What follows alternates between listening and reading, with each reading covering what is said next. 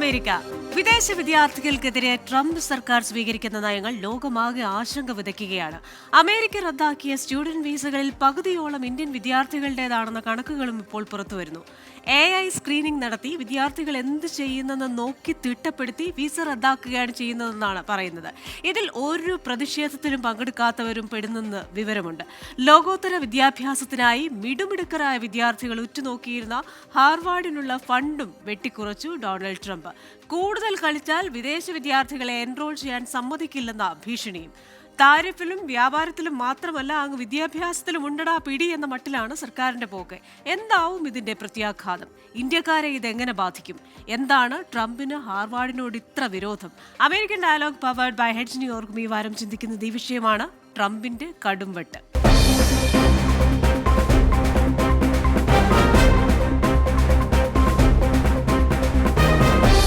ഇന്നത്തെ എന്റെ അതിഥികൾ: ഫൊക്കാന പ്രസിഡന്റും സംരംഭകനുമായ സജിമോൻ ആന്റണി,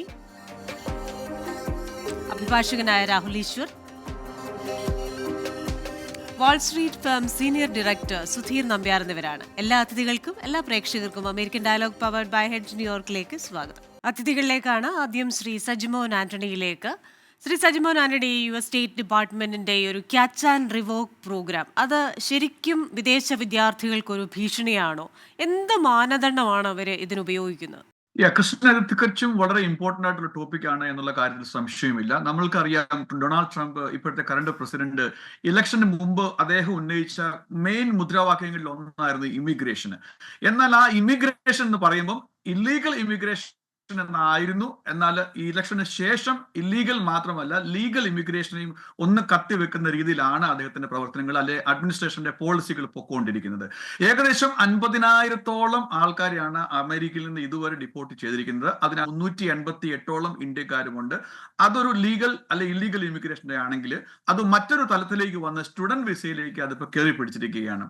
നിങ്ങൾക്കറിയാം, നമ്മൾക്ക് ഏവർക്കും അറിയാം, സ്റ്റുഡന്റ് വിസ എന്ന് പറയുമ്പോൾ ഇവിടെ 3 തരത്തിലാണ് പ്രത്യേകിച്ചും അമേരിക്കയിലേക്ക് ആൾക്കാർ വരുന്നത്. ഒന്നെങ്കിൽ M1 വിസ, അല്ലെ F1 വിസ, അല്ലെങ്കിൽ J1 വിസ ആണ്.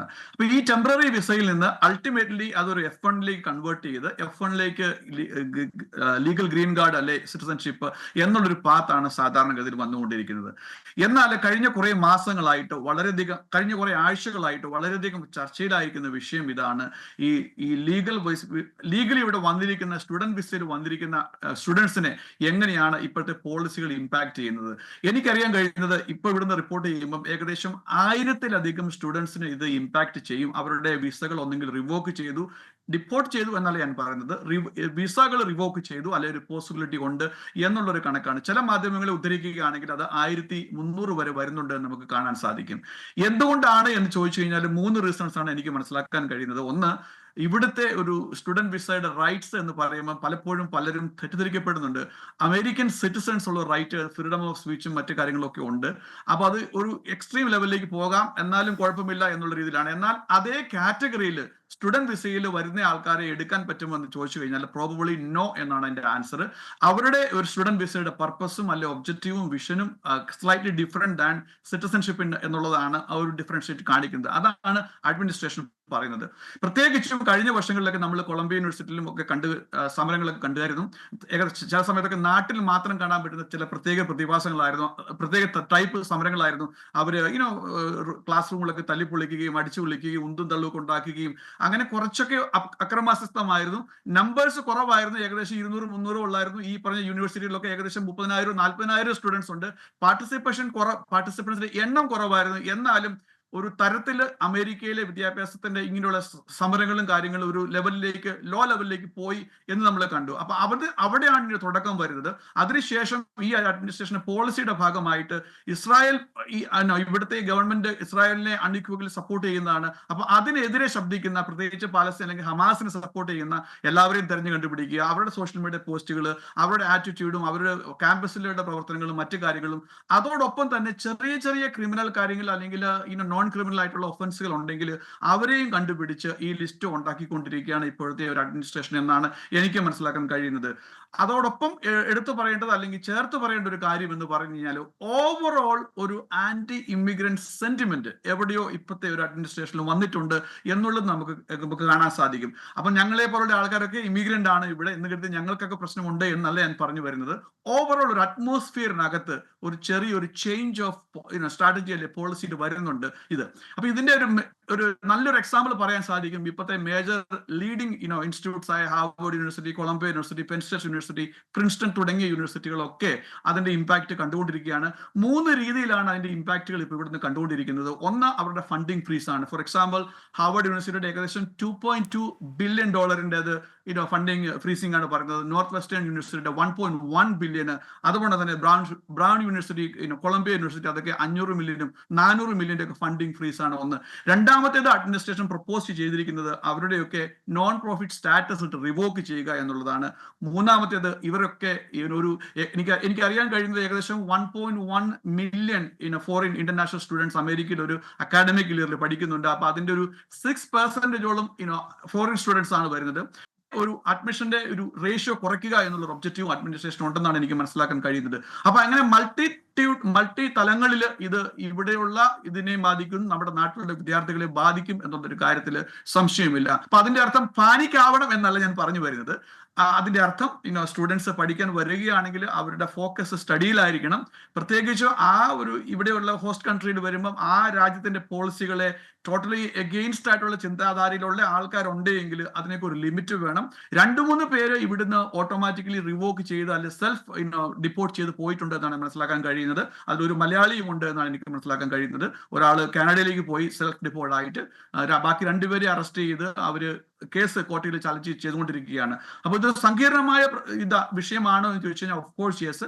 നമ്മൾ ഇന്ത്യക്കാരെയും മലയാളികളെയും ബാധിക്കുന്ന വിഷയമാണെന്ന് ചോദിച്ചു കഴിഞ്ഞാൽ ഓഫ് കോഴ്സ് യെസ്. എന്നാൽ ഇതിന് പരിഹാരമുണ്ടോ എന്ന് ചോദിച്ചു കഴിഞ്ഞാൽ ഒരു പരിധി വരെ ട്രംപ് അഡ്മിനിസ്ട്രേഷന്റെ പോളിസികൾ എങ്ങമാത്രം ലീൻ ചെയ്യുന്നു എന്നതിനെ ഡിപ്പെൻഡ് ചെയ്തായിരിക്കും വരുന്നത് എന്നാണ് മനസ്സിലാക്കാൻ കഴിയുന്നത്. വേറൊരു കാര്യം എനിക്ക് മനസ്സിലാക്കുന്നത്, ഇവിടെയുള്ള വൈറ്റ് അമേരിക്കൻസ്, ഞാൻ ഒരു റേസിസ് എന്നുള്ള രീതിയിൽ പറയുന്നതല്ല, ഇവിടെയുള്ള ലോക്കൽ അമേരിക്കൻസ് എന്ന് പറയുന്നത് അവര് ഫോറിൻ സ്റ്റുഡൻസ് വരുന്ന സാധാരണഗതിയിൽ പഠിക്കാൻ വരികയാണ് എങ്കിൽ പോലും അതിനെ അവർ കാണുന്നത്, അവർ പഠിക്കാൻ വരിക ആ ഒരു രീതിയിൽ ഇവിടെ വന്നിട്ട് ഇവിടെ തന്നെ ടെമ്പററി ആയി പെർമനന്റ് ആകുന്ന ഒരു പ്രതിഭാസമാണ്. ആ ഒരു പ്രതിഭാസത്തിൽ ലോക്കൽ ഇവിടെയുള്ള ആൾക്കാർക്ക് ജോലി നഷ്ടമാകുന്നു, അല്ലെങ്കിൽ അവരുടെ നല്ല ഹൈ പേയിങ് വൈറ്റ് നല്ല ജോബുകളൊക്കെ നമ്മൾ ഗ്രാബ് ചെയ്യുന്നു. അങ്ങനെയുള്ള പല ഡിസെന്റിമെന്റും ഇവിടുത്തെ ലോക്കലിനുണ്ട്. അപ്പൊ അതും ഒരു കാരണമാണ്. അപ്പൊ അത് കൂനിൽമേൽ കുരു എന്ന് പറഞ്ഞ ഉണക്ക് അങ്ങനെയുള്ള ഒരു സിറ്റുവേഷനിൽ ഇവിടെ വന്നിട്ട് നമ്മൾ ചിലവരെങ്കിലും ഇവരുടെ മേളിലേക്ക് തന്നെ കുതിര കയറുന്ന പോലത്തെ ഒരു സ്വഭാവവും ചില കാര്യങ്ങളും അല്ലെ അജിറ്റേഷന്റെ ഒക്കെ രീതികളൊക്കെ മാറുന്നതിലുള്ള ഒരു ഡിസെന്റിമെന്റും ഉണ്ട്. അതൊക്കെ ഇതിനൊരു റീസൺ ആണ് എന്നാണ് എനിക്ക് മനസ്സിലാക്കാൻ കഴിയുന്നത്. ശരി. ശ്രീ രാഹുൽ ഈശ്വർ, ഇപ്പോൾ ശ്രീ സജിമോൻ ആന്റണി പറഞ്ഞതുപോലെ തന്നെ നമ്മളിപ്പോൾ ഒരു US വിസയ്ക്ക് അപ്ലൈ ചെയ്താൽ പോലും പഴയ ഒരു രീതിയല്ല നമ്മളോട് പറയുന്നത്. പണ്ടൊക്കെ ആണെങ്കിൽ കുറച്ചുകൂടി ഈസി ആയിരുന്നു. അതായത് ഒരു വിസ റിന്യൂ ചെയ്യുക എന്ന് പറയുന്നത് കൃത്യമായി പോവുകയും ഇൻ ആൻഡ് ഔട്ട് മാർക്ക് ചെയ്തിട്ടുള്ള ആളിന് ഒരു വിസ കിട്ടുക എന്ന് പറയുന്നത് ഡ്രോപ്പ് ബോക്സിൽ നമുക്ക് തിരികെ ആ പാസ്പോർട്ടിലെ വിസ അടിച്ചു വരുന്ന ഒരു സംവിധാനമൊക്കെ ഉണ്ടായിരുന്നു. പക്ഷേ ഇപ്പോൾ നമ്മൾ അന്വേഷിക്കുമ്പോൾ അതത്ര ഈസി അല്ല എന്ന ഒരു മറുപടിയാണ് കിട്ടുന്നത്. ഇപ്പോൾ ഇതുമായി ബന്ധപ്പെട്ട് നമ്മൾ പറയുകയാണെങ്കിൽ നമുക്കറിയാം, ലോകോത്തര സർവകലാശാല എന്ന പേര് കേട്ട ഹാർവാർഡ്, ലോകത്തിലെ മിടുമിടുക്കരായ വിദ്യാർത്ഥികൾ, നമുക്ക് തന്നെ അറിയാം ഇന്ത്യയിൽ നിന്ന് എത്രയോ പേര് അവിടെ പോയി പഠിച്ചു, ടാറ്റ അടക്കമുള്ളവർ. ടാറ്റയുടെ പേരിൽ ഒരു ഹോള് പോലും അവിടെയുണ്ട്. അപ്പോൾ ഇത്തരത്തിലുള്ള വിദ്യാർത്ഥികൾ അവരുടെ ഒരു ആശ്രയ കേന്ദ്രമായി, ഒരു ബൗദ്ധിക കേന്ദ്രമായി കണ്ടിരുന്ന ഹാർവാർഡിനെയാണ് ട്രംപ് പരിഹസിച്ചിരിക്കുന്നത്. വെറുപ്പും വിദ്വേഷവും പഠിപ്പിക്കുന്ന, വിവരക്കേട് പഠിപ്പിക്കുന്ന, ഒട്ടും മികവില്ലാത്ത ഒരു സർവകലാശാല എന്ന്. എന്തായിരിക്കും ട്രംപിന് ഈ ഹാർവാർഡ് യൂണിവേഴ്സിറ്റിയോട് ഇത്ര വെറുപ്പ്? കാരണം അവരെന്താണ് കുട്ടികളുടെ മനസ്സിലേക്ക് ഇൻസ്റ്റിൽ ചെയ്യുന്നതെന്നാണ് ട്രംപ് കരുതുന്നത്? ട്രംപ് ഒരു റൈറ്റ് ലീനിങ് ഫിഗർ ആണ്. റൈറ്റ് എന്നും പറഞ്ഞാൽ പോരാ, ഒരു ഹാർഡ് റൈറ്റോ അൾട്രാ റൈറ്റ് ലീനിങ്ങോ ഫിഗർ ആണ് ട്രംപ്. യഥാർത്ഥത്തിൽ എങ്ങനെയാണോ പോസ്റ്റർ ചെയ്യുകയാണോ അമേരിക്കയിലെ especially white Protestant Christian, especially non college going ക്ലാസ്സിന് വേണ്ടി അപ്പീൽ ചെയ്യാനുള്ളതാണോ നമുക്ക് തർക്ക വിഷയമാണ്. ട്രംപിന്റെ ജെനുവിൻ ബിലീഫ്സ് ആണോ എന്നറിയില്ല. പക്ഷേ ട്രംപ് കേറ്റർ ചെയ്യുന്ന വലിയൊരു ഓഡിയൻസ് അങ്ങനെയാണ്. നേരത്തെ സജിമോൻ സാർ പറഞ്ഞതുപോലെ അവരിൽ വലിയൊരു വിഭാഗം തങ്ങളുടെ രാജ്യം തങ്ങളിൽ നിന്ന് നഷ്ടപ്പെട്ടു പോകുന്നു. ആ വൈറ്റ്, എസ്പെഷ്യലി വൈറ്റ് എന്ന് പറയുന്ന വിശാലർത്ഥത്തിൽ കോക്കേഷ്യനോ വൈറ്റ് എന്നൊക്കെ പറയുന്നവർക്ക് അവിടെ ഒരു ഗ്രിപ്പ് ഇല്ലാതാകുന്നു തുടങ്ങിയ സെന്റിമെന്റ്സ് ഒരുപാട് കാലമായിട്ടുണ്ട്. അവരുടെ ഫെർട്ടിലിറ്റി റേറ്റ്സിലെ കുറവ്, ലറ്റീനോസിന്റെ ഫെർട്ടിലിറ്റി റേറ്റിൽ കൂടുതൽ, മുസ്ലിംസ് അടക്കമുള്ളവരുടെ മൈഗ്രേഷൻ സ്റ്റാറ്റസ്, അങ്ങനെ ഒരുപാട് വിഷയങ്ങളുണ്ട്. എനിക്ക് തോന്നുന്നു തമ്മിൽ ഭേദം ഇന്ത്യക്കാരോടുള്ള സമീപനമാണ് പലപ്പോഴും ഉള്ളത്. ബാക്കി പല നാഷണാലിറ്റീസിനോടും എത്നിസിറ്റീസിനോടും കുറെ കൂടെ നെഗറ്റീവ് ആണല്ലോ. അപ്പം ട്രംപ് പലപ്പോഴും ഈ ആന്റൈസെമിറ്റിസം ഒക്കെ ക്യാമ്പസിലുണ്ട് എന്ന ആർഗ്യുമെന്റ് മുമ്പോട്ട് വെച്ചാണ്. ജൂതന്മാരോടുള്ള വിരോധമുണ്ട്, പക്ഷെ നമ്മുടെ ഇങ്ങനെ പല ആർഗ്യുമെന്റ്സ് വെച്ചിട്ടുണ്ട്. അപ്പം സത്യം എന്താണെങ്കിലും നമ്മുടെ വിദ്യാർത്ഥികൾ പോകുമ്പോൾ ശ്രദ്ധിക്കേണ്ട ഒരു കാര്യം, നമ്മുടെ ഫോക്കസ് സ്റ്റഡീസ് ആകണം, ആക്ടിവിസം അല്ല. ആക്ടിവിസ്റ്റിന് തീർച്ചയായും പ്രാധാന്യമുണ്ട്, സ്പേസ് ഉണ്ട്. പാലസ്തീനിയൻസ് നമ്മുടെ സഹോദരങ്ങൾ തന്നെയാണ്, ഇസ്രായേലികൾ നമ്മുടെ സഹോദരങ്ങളാണ്. ഇതിന്റെ വിഷയം എന്ന് പറഞ്ഞാൽ വളരെ സങ്കീർണമായ വിഷയമാണ്. ഇസ്രായേൽ ഗവൺമെന്റ് ഈ യുദ്ധം നടക്കുമ്പോൾ ഇന്ത്യയിൽ നിന്ന് 9 പേരെ ഇസ്രായേലിലേക്ക് കൊണ്ടുപോയിരുന്നു. അതിൽ ഒരാളായിരുന്നു ഞാൻ. അവർക്ക് അവിടെ ഒരു ഇസ്രായേൽ ഫാക്ട് ഫൈൻഡിങ് പോലെ, ഒരു പീസ് മിഷൻ പോലെ. അവിടെ ചെല്ലുമ്പോഴാണ് നമുക്ക് മനസ്സിലാകുന്നത് ഒരുപാട് തലങ്ങളുള്ള, ഒരുപാട് കോംപ്ലക്സും കോംപ്ലിക്കേറ്റഡും ലെയേർഡ് ആയ ഒരു വിഷയമാണ്. നമ്മുടെ വിദ്യാർത്ഥികൾ അവിടെ ചെന്ന് ഏതെങ്കിലും വൺ ലൈൻ ഓഫ് പ്രൊപ്പഗാൻഡ മാത്രം എടുത്ത്, അത് ഹമാസിന്റെ ആകാം അല്ലെങ്കിൽ സയനിസ്റ്റ് ആകാം, ഏതാണെങ്കിലും പ്രൊപ്പഗാൻഡ എടുത്ത് അതിന്റെ പേരിൽ ഒരുപാട് പേർ, ഇപ്പം രഞ്ജിനി ശ്രീനിവാസൻ അടക്കമുള്ള ഒരുപാട് പേരെ അവിടെ പുറത്താക്കിയത് ടെററിസ്റ്റ് സിംപതൈസർ എന്ന് പറഞ്ഞുകൊണ്ടാണ്. ആവശ്യമില്ലാത്ത കാര്യങ്ങൾ നമ്മൾ ചെന്ന് ഇടപെടരുത്. നമുക്കൊരു ബാലൻസ്ഡ് അപ്രോച്ച് ഉണ്ടാകും. ഇന്ത്യയുടെ അപ്രോച്ച് ഇന്നുപോലും ബാലൻസ്ഡ് ആണ്. ഇസ്രായേൽ US നേഷൻസിനോട് കൂടുതൽ എടുക്കുമ്പോഴും നമ്മുടെ രാജ്യം 1-2 പ്രാവശ്യം ഇസ്രായേലിനെതിരെ ഇത്രയും ക്ലോസ് ആയിട്ട് പോലും നമ്മൾ വോട്ട് ചെയ്യുന്ന അവസ്ഥ പോലും ഉണ്ടായി. കാര്യം ഇന്ത്യക്കാർ പൊതുവെ അങ്ങനെ ബാലൻസ് ചെയ്യുന്നവരും സന്തുലനം പാലിക്കുന്നവരുമാണ്. അപ്പൊ നമ്മുടെ വിദ്യാർത്ഥികൾ ചെന്ന് അനാവശ്യ ആക്ടിവിസ്റ്റിലേക്കോ, അല്ലെങ്കിൽ നമ്മുടെ നാട്ടിൽ, ഞാനൊരു പാർട്ടിയെ മോശമായിട്ട് പറയില്ല, നമ്മുടെ നാട്ടിൽ SFIക്കാർ സ്ട്രൈക്ക് വിളിക്കുന്ന പോലെ അവിടെ ചെന്ന് സ്ട്രൈക്ക് വിളിക്കുകയാണെങ്കിൽ അത് ദൂരവ്യാപകമായ പ്രത്യാഘാതങ്ങൾ ഉണ്ടാക്കും. പ്രത്യേകിച്ച് പല ക്യാമ്പസ് മൂവ്മെന്റ്സും കഴിഞ്ഞ കുറെ കാലങ്ങളിൽ, പ്രത്യേകിച്ച് ഇസ്രായേൽ പാലസ്തീൻ ഇഷ്യൂവിലടക്കം വളരെ പ്രക്ഷുബ്ധമാവുന്ന നമ്മൾ കണ്ടു. ട്രംപ് അടക്കമുള്ളവർ അവരുടേതായ ഒരു സ്പെഷ്യൽ ഒരുപാട് ക്രിറ്റിസം അദ്ദേഹത്തിനെതിരെ ഉണ്ട്, അല്ലെങ്കിൽ അദ്ദേഹത്തിൻ്റെതായ ഒരു ഗ്രൂപ്പിന്റെ കാര്യങ്ങളാണ് പുള്ളി കൂടുതൽ കേറ്റർ ചെയ്യുന്നത്. ഇറാറ്റിക് ആണ്, അദ്ദേഹത്തിൻ്റെതായ ഒരു പ്രത്യേക ശൈലിയുണ്ട്. ട്രംപിന് മുമ്പോ ശേഷമോ ഇതേപോലൊരു ഫിനോമിനൻ ലോകത്ത് എവിടെയും ഒരുപക്ഷെ ഉണ്ടായി കാണില്ല. അപ്പൊ ആ അർത്ഥത്തിൽ ഇനി 2 അമേരിക്കൻ രാഷ്ട്രീയം ക്ലോസ് ആയി ഫോളോ ചെയ്യുന്ന ഒരാളെന്ന രീതിയിൽ ഇലോൺ മസ്കും റൈറ്റ് വിങ്ങിലെ തന്നെ പല ആൾക്കാരും തമ്മിൽ ഈ ഇമിഗ്രേഷൻ അടക്കമുള്ള കാര്യങ്ങളിൽ വലിയ ഫൈറ്റ് നടക്കുന്നുണ്ട്. ഇലോൺ മസ്ക് അടക്കം പറയുന്നത് സ്കിൽഡ് ആയ ആൾക്കാർ നമ്മൾ വരുന്നതിനെ സ്വാഗതം ചെയ്യണം. വിവേക് രാമസ്വാമി അടക്കം ഇന്ത്യൻ കേരള റൂട്ട്സ് ഉള്ളവർക്ക് ആ ഒരു സ്റ്റാൻഡാണ്. എന്നാൽ നേരെ മറിച്ച് ആരും വരരുത് എന്ന് വിളിക്കുന്ന അവിടുത്തെ ഒരു അൾട്രാ റൈറ്റ് വിങ് ഉണ്ട്, ഒരു നിയോ നാസി ഫ്ലേവർ ഉള്ള ആൾക്കാർ. അങ്ങനെ ആ വാക്ക് ഉപയോഗിക്കുന്നില്ല, പക്ഷെ നിയോ നാസി ഫ്ലേവർ ഉള്ള ആൾക്കാർ. അപ്പം വളരെ കോംപ്ലക്സ് ആണ്. പ്രത്യേകിച്ച് നമ്മുടെ വിദ്യാർത്ഥികൾ ചെല്ലുമ്പോൾ ഒരു പ്രശ്നമാക്കാനോ പ്രശ്നത്തിന്റെ കാര്യങ്ങളിലോ ചെല്ലരുത്. അമേരിക്കയുടെ പോളിസീസ് ഇനിയും കുറച്ചു കാലം സ്വിംഗിങ് ആകാനാണ് സാധ്യത, ലഭ്യമായ വിവരങ്ങളിൽ നിന്ന്. ഇപ്പൊ രാഹുൽ പറഞ്ഞ പോലെ ഇന്ത്യൻ വിദേശകാര്യ മന്ത്രാലയം തന്നെ പ്രത്യേക നിർദ്ദേശം അമേരിക്കയിലേക്ക് പോകുന്ന വിദ്യാർത്ഥികൾക്ക് കൊടുത്തിട്ടുണ്ട്. പഠിക്കാൻ പോയാൽ പഠിച്ചിട്ട് വരണം, അല്ലാതെ അവിടെ പോയി വേറെ ഒരു കാര്യത്തിനും ഇടപെടരുത് എന്നൊരു മുന്നറിയിപ്പ് കൂടെ വിദേശകാര്യ മന്ത്രാലയത്തിന്റെ ഭാഗത്തുനിന്ന് കൊടുത്തിട്ടുണ്ട്. ശ്രീ സുധീർ നമ്പ്യാർ, ഇന്ത്യൻ വിദ്യാർത്ഥികൾ എന്ന് പറയുന്നത് അമേരിക്കൻ വിദ്യാർത്ഥി സമൂഹത്തിന്റെ അല്ലെങ്കിൽ അമേരിക്കൻ യൂണിവേഴ്സിറ്റികളുടെ ഒരു നല്ല ഭാഗം തന്നെയാണ്. അത് വർഷങ്ങളായി നമ്മൾ ഓരോ യൂണിവേഴ്സിറ്റികളുടെയും ഏറ്റവും പ്രമുഖരായ പൂർവ്വ വിദ്യാർത്ഥികളെ എടുത്തു കഴിഞ്ഞാൽ മികച്ച ഇന്ത്യക്കാരെ നമുക്ക് കാണാൻ സാധിക്കും. ഈ വിദേശ വിദ്യാർത്ഥികളുടെ ഒരു ഇമ്പാക്ട് എന്താണ് അമേരിക്കൻ യൂണിവേഴ്സിറ്റിയിൽ? International students, so that's make a huge economic impact on US universities. So in 23-24 academic year, they contributed 43 billion to the US economy and supported more than 300,000 jobs. The tuitions and living expenses help sustain universities, fund researching, and create employment opportunities for in educations.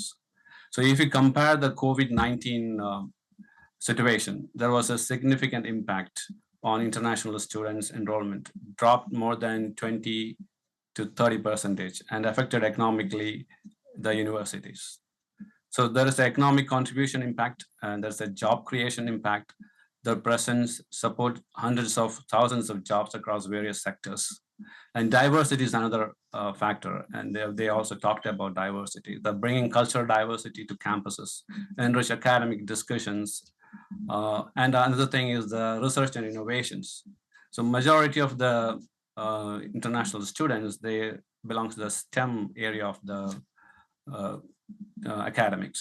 So they contribute for the advance in technology and research, and the workforce development is another impact, because they contribute to the US labor market immensely.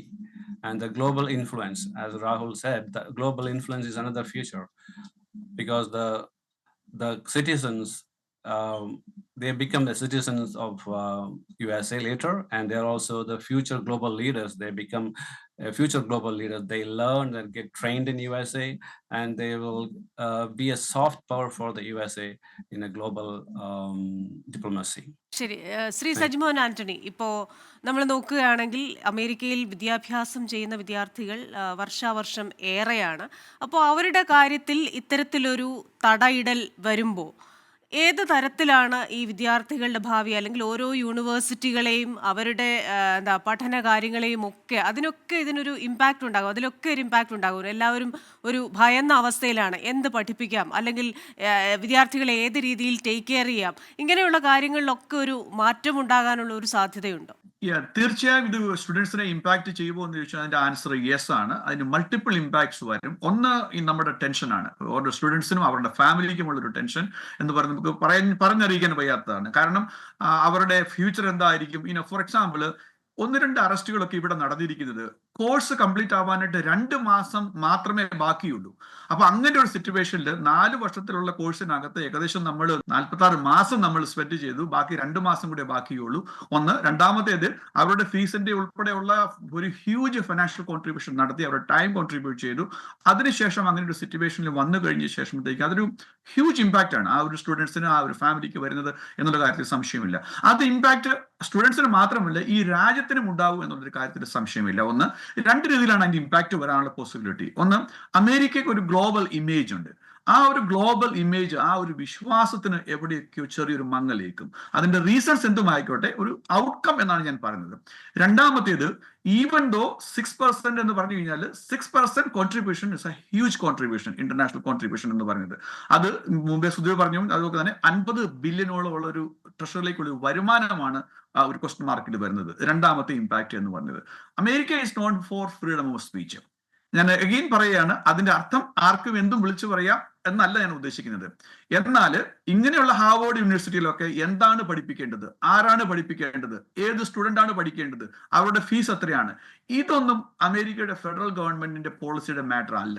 ഇതൊരു independency ഉണ്ടായിരുന്നു. അപ്പൊ ആ ഇൻഡിപെൻഡൻസിയിൽ ഒരു extreme question mark വരുന്നത് പോലെയുള്ള ഒരു ചിന്തയും ഇവിടെ ഉണ്ട് എന്നുള്ള ഒരു കാര്യത്തിൽ സംശയമില്ല. അപ്പൊ അതിന്റെ ചില റിഫ്ലക്ഷൻ ഒക്കെ ഇവിടുത്തെ വോട്ടേഴ്സിന്റെ അകത്ത് വരുന്നുണ്ട്. ചില റീസെന്റ് ഇലക്ഷൻ ഒക്കെ നടന്നതിനകത്ത് റിപ്പബ്ലിക്കൻ പാർട്ടിക്ക് വലിയ പരാജയം എന്ന് എനിക്ക് പറയാൻ പറ്റത്തില്ല. അവരുടെ പെർസെന്റേജ് ഓഫ് വോട്ടിന് നല്ലൊരു ഡിമിനിഷിങ് ഉണ്ടായിരുന്നു എന്ന് നമുക്ക് കാണാൻ സാധിച്ചിട്ടുണ്ട്. പ്രത്യേകിച്ച് മിനിസോട്ടയിലും ഫ്ലോറിഡയിലും ഒക്കെ നടന്ന ചില ബൈ ഇലക്ഷനകത്ത്.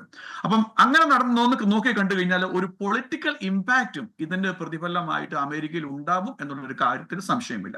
അപ്പൊ ഇമ്പാക്ട് എന്ന് പറഞ്ഞു കഴിഞ്ഞാൽ അടുത്ത വർഷം ഒക്ടോബർ മാസമാണ് നമ്മൾ ഇവിടുത്തെ ഒരു നെക്സ്റ്റ് മേജർ ഇലക്ഷൻ വരാൻ പോകുന്നത്. അപ്പൊ 1.25 വർഷം അല്ലെ 1.5 വർഷം കൂടി ഉണ്ട് ഇനി ട്രംപ് അഡ്മിനിസ്ട്രേഷന് എന്തും ചെയ്യാൻ. ഞാൻ കെയർഫുള്ളി ആണ് ആ വേർഡ് യൂസ് ചെയ്യുന്നത്, എന്തും പോളിസി അഡാപ്റ്റ് ചെയ്യാൻ. കാരണം ഇപ്പോഴത്തെ സിറ്റുവേഷനിൽ Congress, senate, white house, supreme court എല്ലാം മജോറിറ്റി അവർക്കുണ്ട്. അപ്പൊ ആ മജോറിറ്റി ഒക്കെ നഷ്ടപ്പെടാനായിട്ട് 1.5 വർഷം കൂടെ മതി. ഇപ്പൊ എന്തേലും തലകുത്തി മറിഞ്ഞ് എന്തേലും പോളിസി ഷിഫ്റ്റ് ഉണ്ടാക്കിയാലും എക്സ്ട്രീം ആയിട്ടുള്ള പോളിസികളൊന്നും ലോഞ്ച് പറ്റിയില്ല. അത് എക്സ്ട്രീം ലെഫ്റ്റ് ആണെങ്കിലും എക്സ്ട്രീം റൈറ്റ് ആണെങ്കിലും അത് വരും കാലങ്ങളിൽ അത് അഡ്ജസ്റ്റ് ചെയ്തപ്പെടും. അപ്പൊ അങ്ങനെ നോക്കുകയാണെങ്കിൽ ഇപ്പോഴത്തെ ഈ സ്റ്റുഡന്റിന്റെ പ്രശ്നങ്ങളും വിസ ഇഷ്യൂസും കാര്യങ്ങളും ഒക്കെ ടെമ്പററി ആണ് എന്ന് പറയാൻ പറ്റും. അതൊരു നല്ല കാര്യമാണ് എന്നാണ് ഞാൻ പറയുന്നത്. എപ്പോഴും ലോഞ്ചിവിറ്റി ആണ് നല്ലത്, പോളിസി എപ്പോഴും ലോങ് ടൈം കാണുന്നതാണ് നല്ലത്. നമുക്കൊരു വിശ്വാസം ഉണ്ടെങ്കിൽ ആ ഒരു വിശ്വാസം എപ്പോഴും ലോങ് ടൈമിൽ കീപ്പ് ചെയ്യുന്നതാണ് നല്ലത്.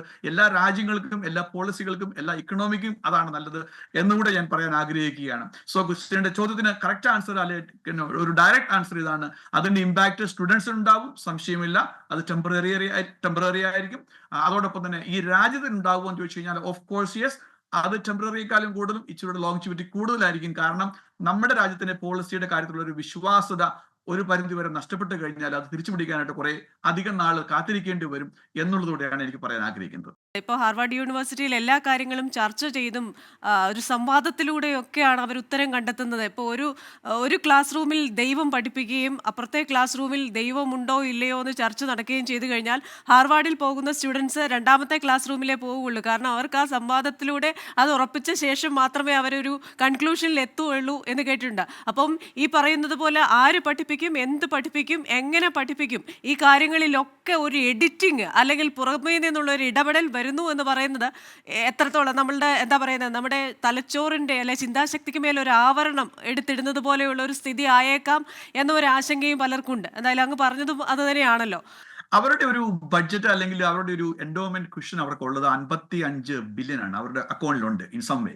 അപ്പം ഈ 2.2 ബില്യൺ ഒരു ഹ്യൂജ് എമൗണ്ട് ആണ് ഒരു സൈഡിൽ ഫണ്ട് ഫ്രീസിംഗ് ഒക്കെ വരുന്നത്. എന്നാൽ അവർക്ക് ഈ ഒരു സ്റ്റോം ഒന്ന് പിടിച്ചു നിൽക്കാനുള്ള സമയമുണ്ടോ അല്ലെങ്കിൽ അതിന്റെ ഒരു കുഷൻ ഉണ്ടോ എന്ന് ചോദിച്ചു കഴിഞ്ഞാൽ, ഷോക്ക് അബ്സോർബർ ഉണ്ടോ എന്ന് ചോദിച്ചു കഴിഞ്ഞാൽ ആൻസർ യെസ് ആണ്. ഡിഫിക്കൽട്ട് ആയിരിക്കും, കാരണം അവർക്ക് 6 ബില്യൺ അവർ ഒരു വർഷത്തെ ഒരു ബജറ്റിംഗ് എന്ന് പറയുന്നത്, എക്സ്പെൻസ് എന്ന് പറയുന്നത്. അപ്പൊ അവർക്ക് കുഷൻ ഉണ്ട്, എന്നാൽ അത്ര ഈസി ആയിരിക്കത്തില്ല. ചില പോളിസി ചേഞ്ചുകളൊക്കെ ചെയ്തുകൊണ്ടിട്ട് ഈ ട്രംപ് അഡ്മിനിസ്ട്രേഷന്റെ പോളിസികൾക്കെതിരെ പിടിച്ചു നിൽക്കാൻ പറ്റും. എന്നാൽ അത്രമാത്രം ലിവറേജ് മറ്റു യൂണിവേഴ്സിറ്റികൾക്ക് ഉണ്ടോ എന്ന് ചോദിച്ചു കഴിഞ്ഞാൽ അതിന്റെ ആൻസർ ക്വസ്റ്റനബിൾ ആണ്. എന്നാൽ ഒരു പരിധി വരെ US യൂണിവേഴ്സിറ്റികൾ ഒരു ഇൻഡിപെൻഡന്റ് ആണ്, അവർക്ക് അവരുടേതായ ബജറ്റിംഗ് ഉണ്ട്, അൺലിമിറ്റഡ് ഫണ്ടിങ് റിസോഴ്സുകളുണ്ട്, ഡൊണേഷൻ ആയിട്ടും ചാരിറ്റബിൾ കോൺട്രിബ്യൂഷൻ ആയിട്ടുള്ള കോൺട്രിബ്യൂഷൻസ് ഉണ്ട്. അപ്പൊ ആ ഒരു ഫണ്ടിങ്ങിനോട് ഒരു തടയിടാനാണ് ട്രംപിന്റെ ഒരു പ്രസ്താവന അല്ലെങ്കിൽ ഒരു ത്രിട്ടണിംഗ് വരുന്നത്. നിങ്ങളുടെ IRSന്റെ ഇവിടെയുള്ള ടാക്സ് എക്സംപ്ഷൻ സ്റ്റാറ്റസ് ഞങ്ങൾ റിവോക്ക് ചെയ്യും എന്നുള്ള ത്രിട്ടണിംഗ് കൊടുക്കുന്നതിന്റെ കാര്യം എന്താണെന്ന് ചോദിച്ചു കഴിഞ്ഞാൽ, ഇപ്പം വെൽത്തി ആയിട്ടുള്ള ഇൻഡിവിജ്വൽസിന് ഇവിടെ യൂണിവേഴ്സിറ്റികൾക്ക് കോൺട്രിബ്യൂഷൻ ചെയ്യണമെങ്കിൽ അൺലിമിറ്റഡ് ആയിട്ട് കോൺട്രിബ്യൂഷൻ ചെയ്യാനുള്ള ഒരു പ്രൊവിഷൻ ഉണ്ട്, അല്ലെങ്കിൽ ഒരു അട്രാക്ഷൻ ഉണ്ട്. അപ്പൊ ആ ഒരു അട്രാക്ഷൻ കൊണ്ട് എടുത്തു കളഞ്ഞ് യൂണിവേഴ്സിറ്റി ഒന്നുകൂടെ ഒന്ന് ഞെരുക്കത്തിലാക്കാനാണ്, സമ്മർദ്ദത്തിലാക്കാനാണ് ട്രംപ് അഡ്മിനിസ്ട്രേഷന്റെ ഒരു ശ്രമം. അതുകൊണ്ടാണ് ഇങ്ങനെയുള്ള ഭീഷണികളൊക്കെ വരുന്നത്. എന്നാലും ഈ പറഞ്ഞ യൂണിവേഴ്സിറ്റികളൊക്കെ ഒരു പരിധി വരെ ഈ ഒരു വലിയൊരു കാറ്റിൽ പിടിച്ചു നിൽക്കാനുള്ള ശക്തിയും ഫൈനാൻഷ്യൽ സ്റ്റാറ്റസും ഉണ്ട് എന്നുള്ളത് ഒരു ഫാക്റ്റ് ആണ്. ശരി, ശ്രീ രാഹുൽ ഈശ്വർ, ഇപ്പോൾ നമ്മൾ ഈ ദിവസങ്ങളിൽ വന്ന ഒരു കണക്ക് പറയുന്നത് ഈ വിസ റദ്ദാക്കപ്പെട്ടവരിൽ പകുതിയോളം 50% ഇന്ത്യക്കാരാണ്, 14% ചൈനയുള്ളെന്നാണ് ആ കണക്കുകൾ പറയുന്നത്. അപ്പോൾ ഈ പറയുന്ന വിദ്യാർത്ഥികളുടെ വിസ റദ്ദാക്കലിലേക്ക് നയിച്ച ഘടകങ്ങളിൽ ഒന്ന് ആർട്ടിഫിഷ്യൽ ഇന്റലിജൻസ് സാങ്കേതികവിദ്യ ഉപയോഗിച്ചിട്ടാണ് വിദ്യാർത്ഥികളെ നിരീക്ഷിക്കുന്നത്. അപ്പോൾ ഈ വിദ്യാർത്ഥികളെല്ലാം ഒരു റഡാറിന്മേലാണ്. അങ്ങനെ ഒരു റഡാറിൽ വരുമ്പോൾ ഇതിൽ പിഴവുകളും ഉണ്ടെന്ന് പറയുന്നത്, ചിലർ ഇതൊന്നും അറിഞ്ഞവരേ അല്ല, അങ്ങനെയുള്ള ചിലർക്കും വിസ റദ്ദാക്കപ്പെട്ടിട്ടുണ്ട് എന്ന് പറയുന്നു. ഒപ്പം തന്നെ വളരെ പർപ്പസ്ഫുള്ളി അവരുടെ രാഷ്ട്രീയവും അവരുടെ നിലപാടുകളും ഒക്കെ സമൂഹ മാധ്യമങ്ങളിലൂടെ പോസ്റ്റ് ചെയ്യുകയും ഒക്കെ ചെയ്ത വിദ്യാർത്ഥികൾക്കും ഈ വിസ റദ്ദാക്കൽ നേരിടേണ്ടി വന്നു. അപ്പോൾ ഇത്തരത്തിലൊരു രാഹുൽ പറഞ്ഞതുപോലെ തന്നെ ഒരു കോഡ് ഓഫ് കോണ്ടക്ട്, സമൂഹ മാധ്യമങ്ങളിലെ അവരുടെ പെരുമാറ്റം ഏത് രീതിയിലായിരിക്കണം ഒരു അമേരിക്കയിൽ പോകുന്ന ഒരു വിദ്യാർത്ഥി, ഒരു വിദേശ വിദ്യാർത്ഥി, അവരുടെ ഒരു കോഡ് ഓഫ് കോണ്ടക്ട് നിയന്ത്രിക്കേണ്ടത്? ക്രിസ്റ്റീന, പലപ്പോഴും അമേരിക്കയെ കുറിച്ച് നമ്മൾ പറയാറുണ്ട് the land of the free, the leader of the free world എന്നൊക്കെ പറയാറുണ്ട്. പക്ഷെ അങ്ങനെ പറയുമ്പോഴും ഏത് രാജ്യത്തും അതിൻ്റെതായ ചില ബൗണ്ടറീസ് ഉണ്ട്.